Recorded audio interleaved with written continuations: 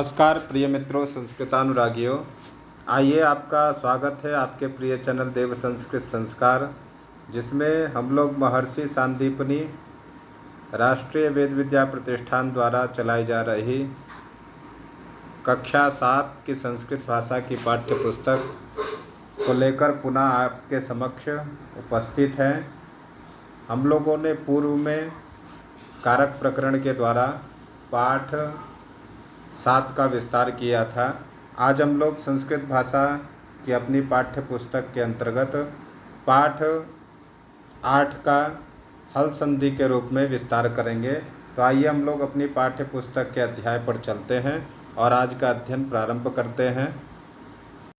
आइए प्रारंभ करते हैं अपने पाठ संख्या 8 को। पाठ संख्या 8 को प्रारंभ करते हैं। अष्टमा पाठः। अष्टमः पाठः। पाठ का नाम क्या है? हल संधि। क्या नाम है? हल संधि। हल संधि आप लोग जानते होंगे, जो हल वर्णों के स्थान पर होने वाली संधि, उसे क्या बोलते हैं? हल संधि बोलते हैं। आइए हम लोग इसको समझते हैं।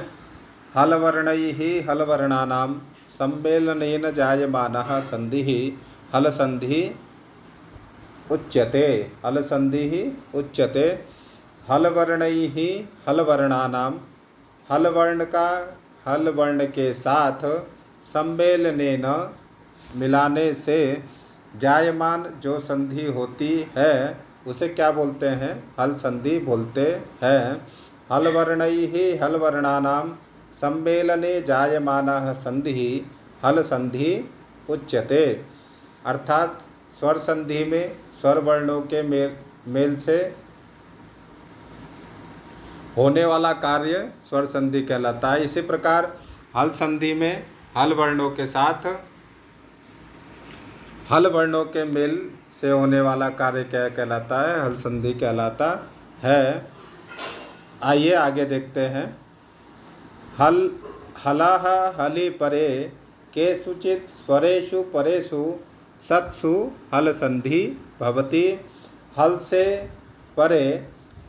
परे के सूचित कुछ स्वरों के परे रहते भी क्या होती है? हल संधि होती है।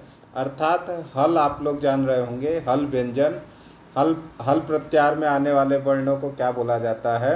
हल प्रत्याहार में आने वाले वर्णों को बोला जाता है व्यंजन, और अच प्रत्याहार में आने वाले वर्णों को क्या बोला जाता है? स्वर बोला जाता है। अर्थात हल से परे कुछ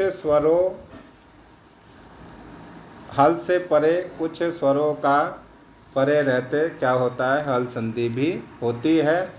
हल वर्णों के सम्मेलन से जो संधि का कार्य होता है वह हल संधि कहलाती है। और कहीं कहीं हल से परे स्वर रहते भी हल संधि का कार्य होता है। हलभि सह अचाम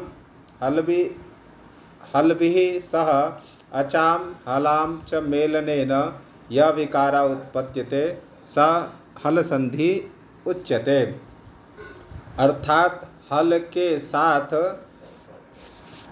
अचाम अच और हल का मेल होने पर हल संधि में अच और हल का मेल होने पर जो विकार उत्पन्न होता है उसे क्या बोलते हैं? हल संधि बोलते हैं।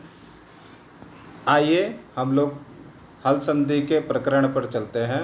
तो अभी हम लोग क्या देखेंगे? श्चुत्व संधि देखेंगे।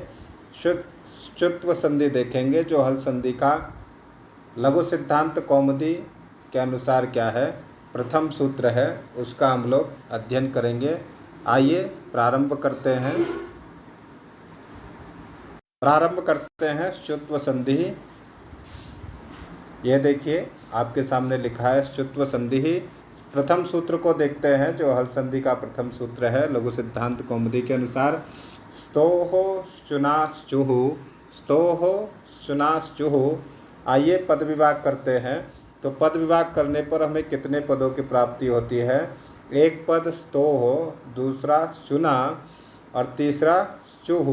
इसमें तालव्य सकार और चू जुड़ा है च्यूह में। इसी प्रकार श्चुना में तालव्य सकार और चूना शब्द जुड़ा है। तो विभक्ति वचन देखते हैं। स्तो में षष्ठी विभक्ति एक वचन है, चुना शब्द में तृतीया विभक्ति एक वचन और स्नु शब्द में प्रथमा विभक्ति एक वचन है। त्रिपदम त्रिप सूत्रमिदम, 3 पदों से बना सूत्र क्या है? स्तो चुनाह चुहु। आइए इसके वृत्ति देखते हैं। तो वृत्ति क्या है? सकार तवर्गयो हो, सकार तवर्गयो हो, शकार च वर्गाभ्याम, सकार तवर्गयो हो, शकार च वर्गाभ्याम, योगे शकार च वर्गौ स्तः, योगे शकार च वर्गौ स्तः। अर्थात सकार और तवर्ग के योग में, सकार और तवर्ग के स्थान पर सकार और चवर्ग के योग में शकार और चवर्ग होते हैं। सकार और तवर्ग के स्थान पर शकार और चवर्ग होते हैं। कब होंगे? तो सकार और चवर्ग का योग होने पर। अब यहाँ पूर्व या पर कहीं पर भी शकार और चवर्ग हो सकते हैं, तो हमें सकार और तवर्ग के स्थान पर चवर्ग करना है। अर्थात हमारा स्थानीय क्या होगा? सकार और तवर्ग। और आदेश क्या होंगे? सकार और चवर्ग। यह कब होंगे? तो सकार और चवर्ग का पूर्व या पर्व पर कहीं पर भी योग हो। और उदाहरण कौन कौन से हैं इसके? तो रामस चिनोति, रामश्येते, सच्चित, सारंगीन जयः। इस प्रकार 4 उदाहरण हैं जो लघु सिद्धांत कौमुदी के अनुसार आपके पाठ्यक्रम में दिए गए हैं। तो आइए हम लोग देखते हैं। यह हल संधि सभी परीक्षाओं की दृष्टि से एवं संधि की दृष्टि से बहुत ही महत्वपूर्ण है। आइए देखते हैं। सकार तवर्ग के स्थान पर सकार और चवर्ग होते हैं। कब होंगे? तो सकार और चवर्ग का योग होने पर। तो सकार और तवर्ग क्या होंगे? हमारे स्थानीय होंगे। सकार अर्थात दंती सकार और तवर्ग त, थ, द, ध, न, ये तवर्ग हो गए। इनके स्थान पर आदेश क्या होगा? तो तालव्य सकार होगा और चवर्ग च, छ, ज, झ, य। अर्थात जिस प्रकार जो वर्ण होगा उसके स्थान पर वैसा ही आदेश होगा।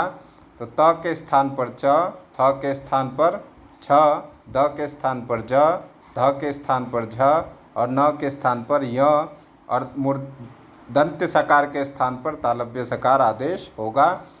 अर्थात आदेश क्या होता है? शत्रुवत होता है, वह उसके स्थान पर हटाकर बैठ जाएगा। तो उदाहरण देखते हैं। रामश्येते, संधि विच्छेद करेंगे तो कौन कौन से पदों की हमें प्राप्ति होगी? रामस धन शेते। अब यहाँ देखिए, सकार स्तोष चुनास चूह सूत्र की प्रवृत्ति किस प्रकार होगी?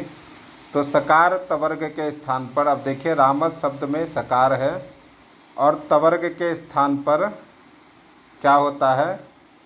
सकार और चवर्ग होता है। ये इस कब होगा?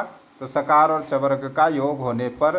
तो यहाँ देखिए शेते में शकार का योग है, तो इसके स्थान पर क्या हो जाएगा? रामस के स के स्थान पर शकार का योग होने पर क्या हो जाएगा? तालव्य सकार बनकर क्या बनेगा? रामश्येते, यह बनेगा।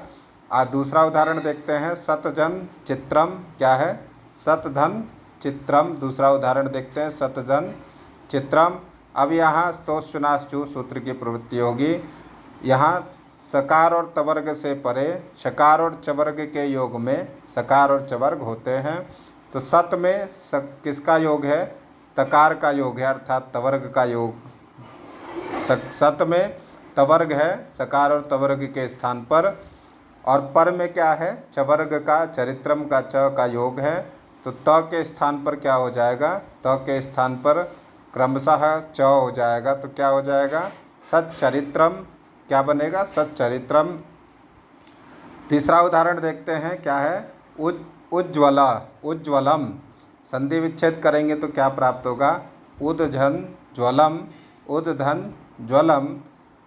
अब यहाँ सकार और तवर्ग के योग में शकार और चवर्ग होते हैं। सकार और चवर्ग का योग होने पर उद में तवर्ग क्या हुआ? उद का द उसके उद का द हुआ तवर्ग, उसके स्थान पर हमें चवर्ग प्राप्त है। कब प्राप्त है? जब सकार और चवर्ग का योग हो। तो ज्वलम में देखिए ज जो है वह चवर्ग का योग है, तो द के स्थान पर क्रमशः क्या हो जाएगा? यहाँ देखिए द के स्थान पर क्रमशः ज हो जाएगा, तो क्या बनेगा? उज्ज्वलम, उज्ज्वलम।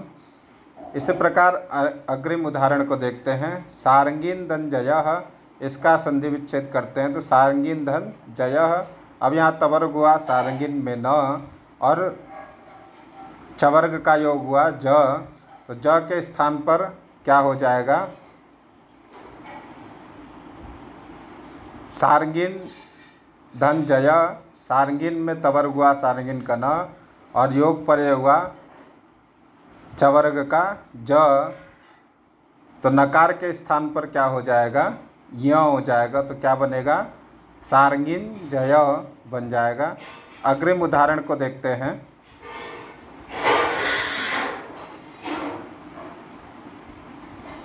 तपस्धन चर्या, तपस्धन चर्या। अब यहाँ देखिए तवर्ग हुआ तपस में स, और चवर्ग का योग हुआ पर में चर्या का च, तो स के स्थान पर तालव्य सकार हो जाएगा, तो क्या बनेगा? तपश्चर्या। इस प्रकार हम लोगों ने शुत्व संधि को देखा और सकार और स्तोश्चुनाश्चुः की सूत्र की प्रवृत्ति जो इन उदाहरणों में हुई, रामश्यते रामश्चिनोति, सच्चित, सारंगीन जया और तपश्चर्या, इनके उदाहरणों के माध्यम से हमने स्तोश्चुनाश्चु सूत्र की वृत्ति अर्थ स्थानीय आदेश के माध्यम से इन शब्दों के प्रयोगों को साधा। इसी प्रकार हम लोग अग्रिम वीडियो में आगे ष्टुत्व संधि को देखेंगे। आप लोग इसी प्रकार स्नेह बनाए रहें। नमस्कार, फिर मिलेंगे अगले वीडियो में। धन्यवाद।